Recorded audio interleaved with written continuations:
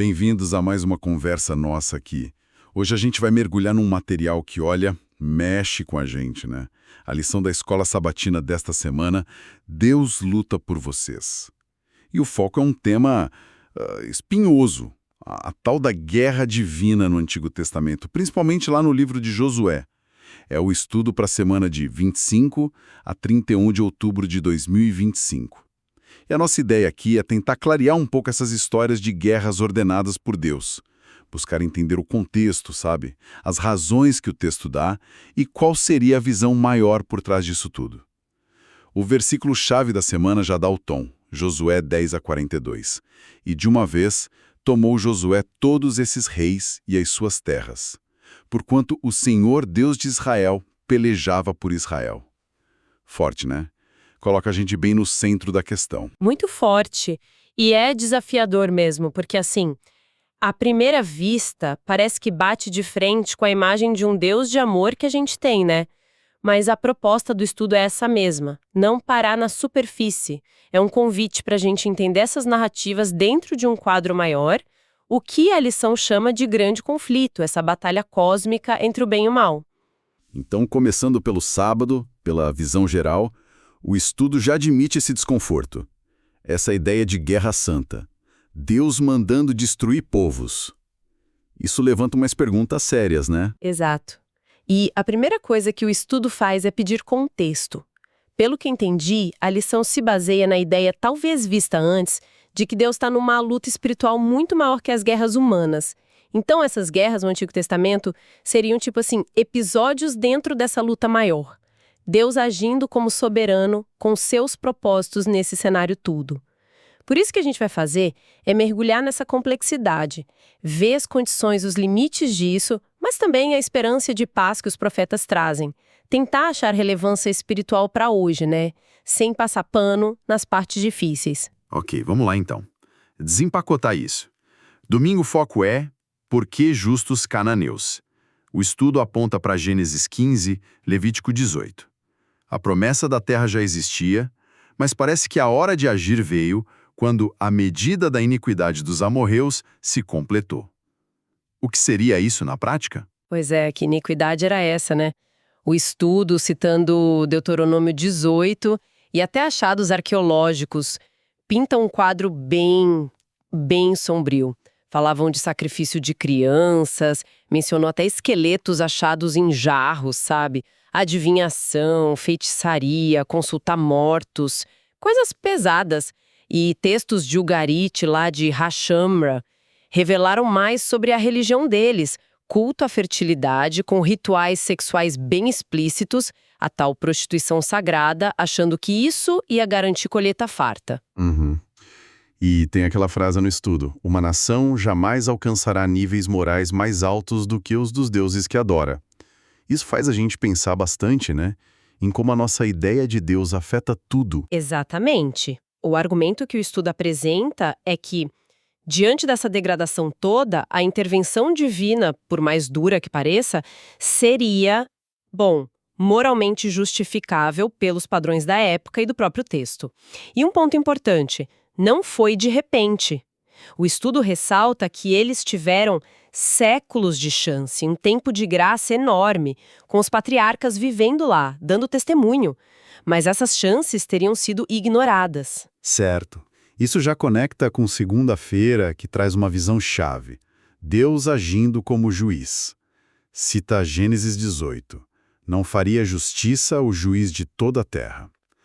Como essa ideia de Deus juiz ajuda a gente a entender essas guerras? Pecado que se recusa a mudar, que se institucionaliza. Ele é paciente, sim, mas o pecado, no fim, leva à destruição, né? Romanos 6:23 fala isso. Então, a guerra divina seria a manifestação desse juízo contra a rebelião, seja ela onde for, nos cananeus ou, como a gente vê depois, até em Israel. E o estudo deixa claro, citando Deuteronômio 9, que Israel não era melhor por estar ali.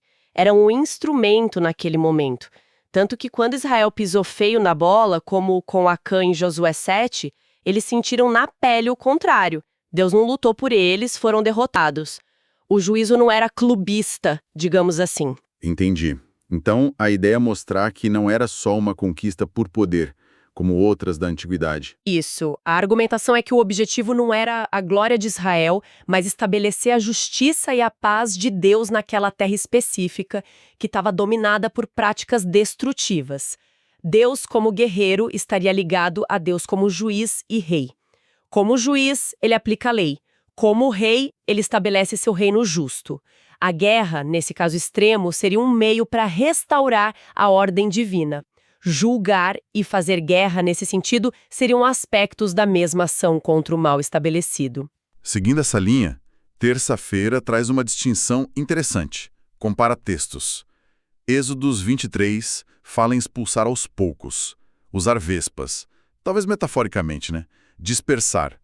Mas Deuteronômio 7 e 12 mandam destruir altares, ídolos.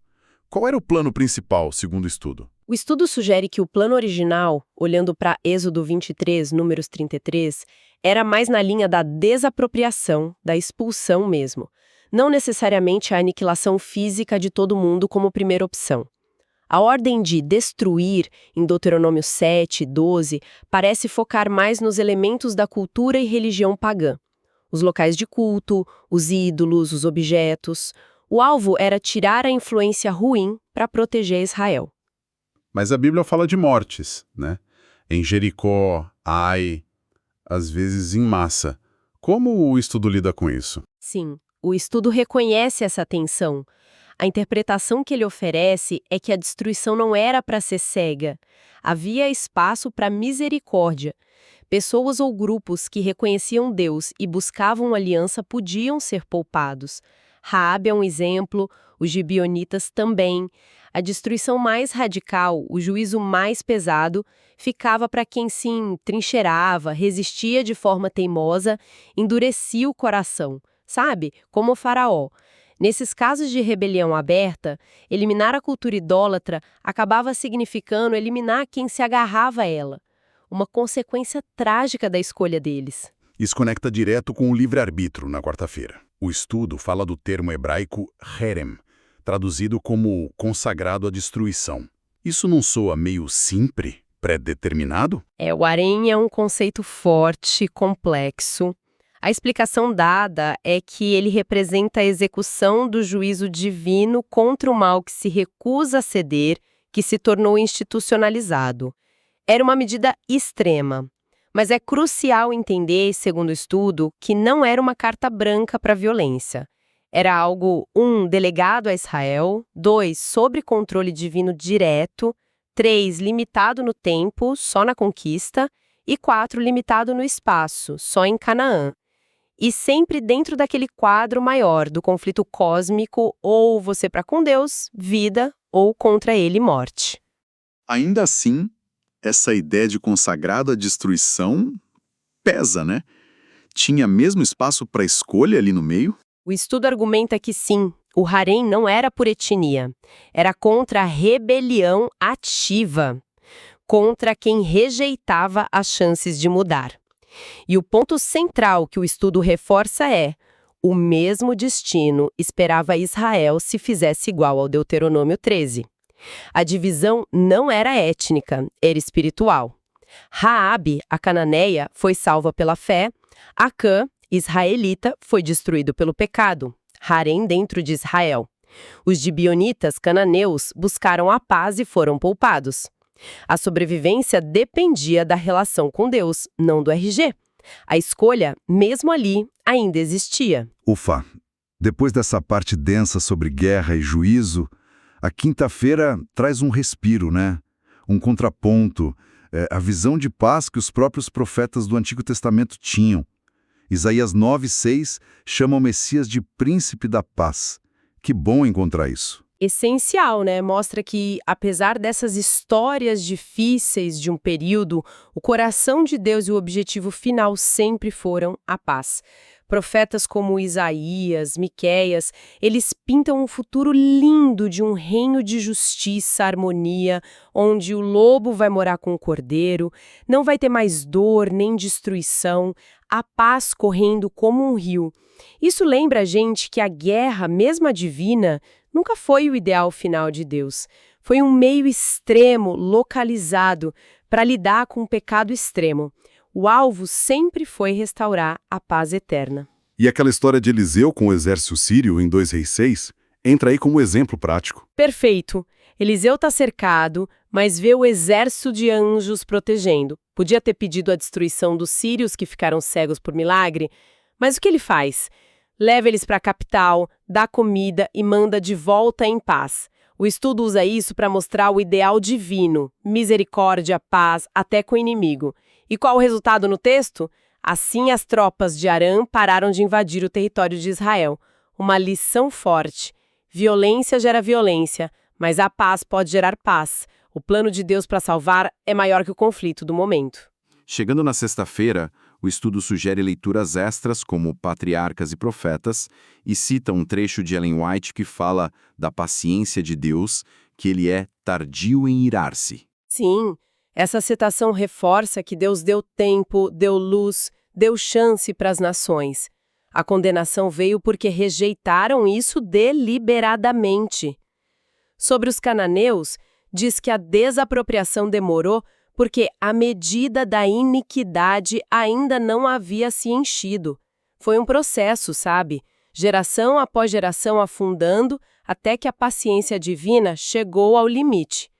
O juízo, mesmo adiado, foi justo. Cada um teve seu tempo de prova. E para fechar, como sempre, o estudo nos puxa para o presente, com perguntas para a gente pensar. O que significa na vida real Deus ser nosso juiz e juiz do universo? Como entender essa paciência e justiça lá do passado afeta o jeito que a gente trata as pessoas hoje?